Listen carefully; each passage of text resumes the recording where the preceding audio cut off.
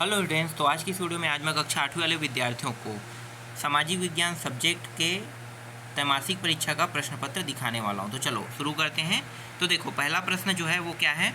पहला प्रश्न जो है यहाँ पे एक एक वाक्य दीजिएगा, मतलब एक वाक्य में उत्तर देना है। पहला प्रश्न देखो, क दिया हुआ है, विश्व इतिहास को कितने कालखंडों में विभाजित किया है। तो भैया 3 कालखंडों में विभाजित किया है। पहले को हम बोलते हैं प्राचीन, दूसरे को मध्य, है ना, मध्य इतिहास, और तीसरे को आधुनिक इतिहास, इतिहास। ठीक, पहला प्रश्न बन गया। चलो दूसरा देखो। दूसरा प्रश्न क्या है, एक मिनट। दूसरा प्रश्न, छपाई कला के आविष्कार से क्या क्या लाभ हुए। क्या क्या लाभ हुए भी, ज्ञान और सूचना का व्यापक प्रसार, है ना। इसमें लिखना है ज्ञान और सूचना का व्यापक प्रसार हुआ था। तीसरा, हैदर अली कहाँ का शासक था। तो उत्तर आ जाएगा मैसूर, मैसूर। चौथा, अंग्रेजों और फ्रांसीसियों के बीच कौन सा युद्ध हुआ था। तो कर्नाटक का युद्ध हुआ था।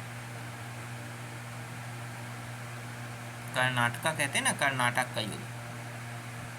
औद्योगिक क्रांति किसे कहते हैं। 1857 का जो युद्ध हुआ था उसके बाद ही आया था, तो 1857 के क्रांति को ही औद्योगिक क्रांति कहते हैं। ठीक, अब दूसरा के अंदर भी कुछ प्रश्न दिए हुए हैं, इनको भी देख लेते हैं।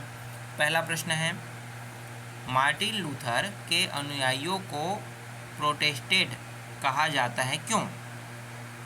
चलो इसका उत्तर मैं बता देता हूँ, ऐसे लिखते हुए नहीं बन पाएगा ना।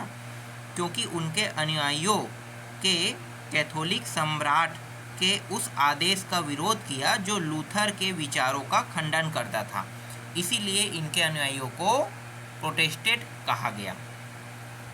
अगला है, सामंतवाद का पतन किस प्रकार हुआ। तो सामंतवाद का पतन होने का एक कारण नहीं है, कई कारण है। पहला है उसमें से सामाजिक है, दूसरा है आर्थिक है, तीसरा है राजनीतिक है। और जो सामंतवाद थे ना, इसका कारण का, इसके ख़त्म होने का सबसे बड़ा कारण एक और है, प्लेग नाम की बीमारी। प्लेग नाम की जो बीमारी है उस साम्राज्य में, प्लेग नाम की जो बीमारी है, ये जब फैला तब सामंतवाद लोग, जो भाई ये बीमारी बड़ी बीमारी, तो बड़ी बीमारी है, तो इसमें बहुत सारे वर्ग के लोग जो है प्रभावित हुए और बहुत सारे लोग जो है वो मरे, जिससे जनसंख्या में कमी आ गया और उसके बाद एक बड़ा युद्ध भी हो गया। इसी वजह से सामंतवाद जो है वो पूरी तरीके से ख़त्म हो गया। क्लियर। प्लासी युद्ध से अंग्रेजों को क्या लाभ हुआ। तो प्लासी के जो युद्ध हुए थे उसमें अंग्रेजों को बंगाल पर राजनीतिक नियंत्रण करने का अधिकार प्राप्त हुआ, है ना। ज़्यादा कुछ नहीं है इसका उत्तर, ज़्यादा बड़ा भी नहीं बताऊंगा।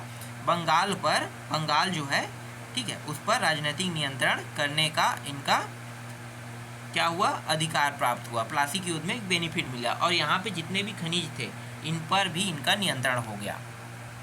फिर अगला है, वेले जली की सहायक संधि की शर्तें बताइए। तो इसकी जो शर्तें थी, जितने भी भारतीय शासक थे ना, उन सभी को अपनी सेना रखने की अनुमति नहीं थी।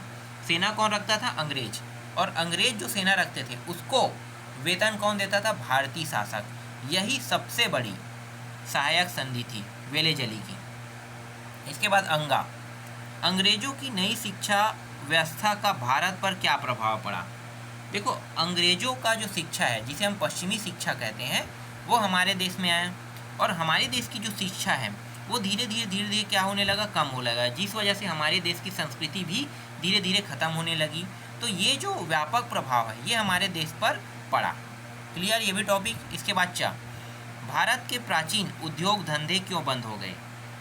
इसका एक सबसे बड़ा कारण ये है कि विदेशों में बनने वाले जो माल थे वो कम कीमतों में भारत में उपलब्ध हो जाता था और हमारे देश में जो माल बनता था वो बनाने में ही बहुत ज़्यादा मेहनत लगता था और उसकी प्राइस जो है वो ऊंचा होता था। तो ऊंचे प्राइस वाले सामान को कोई भी खरीदना पसंद नहीं करता है, कम कीमत वाले को ज़्यादातर लोग जो है वो पसंद करते थे।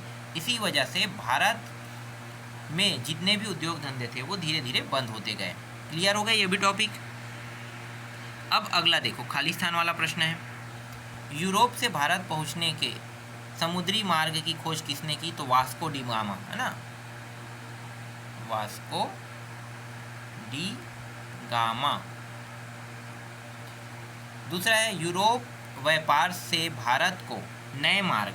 अब मैं ये नहीं जानता हूँ कि यहाँ पे क्या आएगा, लेकिन मेरे हिसाब से नए मार्ग आना चाहिए एवं खालिस्तान प्राप्त होता था। अब ये मैं नहीं जानता हूँ, इसको छोड़ देते हैं, ठीक है। अगला देखो, अंग्रेजों ने मद्रास के खालिस्तान किले में अपना कारखाना स्थापित किया। तो उस किले का नाम है Fort Saint George, Fort Saint George, ठीक है। इस किले में इन्होंने अपना कारखाना स्थापित किया। फिर चौथा, खालिस्तान ने पांडिचेरी नगर की स्थापना की। तो उनका नाम है फ्रांसवा मार्टिन, फ्रांसवा मार्टिन, ठीक है। ये इन्होंने ही पांडिचेरी नगर की स्थापना की। पांचवा है, अंग्रेजों ने प्रारंभ में खालिस्तान को अपनी राजधानी बनाई। तो कलकत्ता, कलकत्ता, कलकत्ता, ठीक है, कलकत्ता को अपनी राजधानी बनाई। फिर यहाँ पे अगला जो प्रश्न है वो सही विकल्प वाला है ना। तो निम्नलिखित में से कौन संसाधन को निर्धारित नहीं करता है? तो भाई संसाधन को निर्धारित, देखो उपयोगिता, उपयोग करने वाला चीज़ संसाधन होता है। मात्रा, किसी की कितनी मात्रा है वो भी क्या है? संसाधन ही है। लेकिन मूल्य जो है वो संसाधन नहीं है ना। एक मिनट, मात्रा, मूल्य, यहाँ पे मैं भी कंफ्यूज हो रहा हूँ। इन दोनों में से एक ऑप्शन होगा, चलो इन दोनों में से एक ऑप्शन होगा, जिनको पता होगा वो सही बता देना, ठीक है। हाँ, निम्नलिखित में से कौन सा मानव निर्मित संसाधन है? मानव निर्मित बनाए हुए, तो देखो उष्णकटिबंधीय ये प्राकृतिक संसाधन, झरने का जल भी प्राकृतिक संसाधन है। मतलब ये जो आपका उत्तर होगा ये दोनों तो नहीं होगा, तो बचा कौन? कैंसर उपचार की औषधि, यही मानव निर्मित संसाधन है। फिर अगला प्रश्न है, जैव संसाधन किसे कहते हैं? जो जीव जंतुओं से हमें प्राप्त होता है, हम उसे जीव जंतु से प्राप्त संसाधन को जैव संसाधन कहते हैं। जैसे पेट्रोलियम प्राप्त हुआ है ना, वही है। निम्नलिखित में से कौन सा कारक मृदा अपरदन का कारण नहीं है? तो समय बिल्कुल भी मृदा अपरदन का कारण नहीं, बाकी ये दोनों है, ठीक है। तो उत्तर जो है यही आएगा। फिर अंगा, निम्नलिखित में से कौन सा विधि तीव्र ढालों पर मृदा अपरदन को रोकने के लिए उपयुक्त है? तो उत्तर क्या लिखना है? वेदिका कृषि, ठीक है, वेदिका कृषि आएगा। इसके बाद निम्नलिखित प्रश्नों के उत्तर दीजिए कह रहा है। इसमें से कुछ प्रश्न जैसे पृथ्वी संसाधन है ना, असामान्य रूप से क्यों वितरित है? संसाधन संरक्षण क्यों आवश्यक है ना, खत्म हो सकता है भविष्य में, इसलिए इसकी आवश्यकता है। तो यहाँ पे अब बहुत सारे प्रश्न हैं जो बड़े बड़े प्रश्न हैं। अब इनका उत्तर जो है वो मैं नहीं दे रहा हूँ, छोटे छोटे प्रश्नों का उत्तर मैं यहाँ पे दे रहा था ना। बड़े का उत्तर देना बहुत लंबा चौड़ा हो जाएगा, तो बाकी का उत्तर देख लेना। और क्या है? संभाव्य और वास्तविक संसाधन, भाई ये तो मैं पहली बार पढ़ रहा हूँ, मुझे भी नहीं पता है। मृदा निर्माण के लिए उत्तरदायी 2 मुख्य जलवायु कारक कौन से हैं? जल संरक्षण 3 तरीके बताइए, तो आप बता सकते हो। भूमि निम्नीकरण के कोई 2 कारण भी लिखिए, ये भी सरल है। फिर इसके बाद नागरिक शास्त्र आता है ना, नागरिक शासन संविधान से संबंधित है। मौलिक अधिकार, यहाँ पे कुछ प्रश्न दिए हुए हैं, ठीक है, इन प्रश्नों को देख लेना, ठीक। तो मैंने बहुत सारे प्रश्नों को उत्तर दे दिया है, बहुत सारे प्रश्नों को उत्तर बाकी था।